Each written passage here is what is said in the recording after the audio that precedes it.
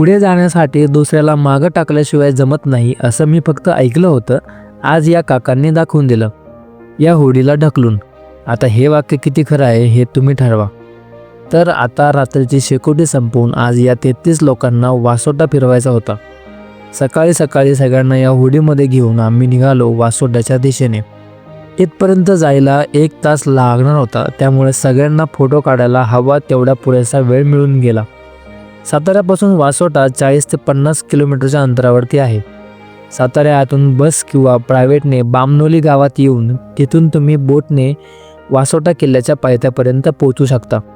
या ग्रुपमध्ये भरपूर जण अशी होती जे की पहिल्यांदाच ट्रेकिंगसाठी आले होते, म्हणजेच त्यांच्यासाठी हा अनुभव खूप वेगळा होणार होता. आणि शेवटपर्यंत जोपर्यंत आम्ही परत आलो तोपर्यंत त्यांच्या बोलण्यावरून हे कळूनही येत होतं. खरी मज्जा तर तेव्हा आली जेव्हा यांनी किल्ल्यावरचा इको पॉईंट बघितला.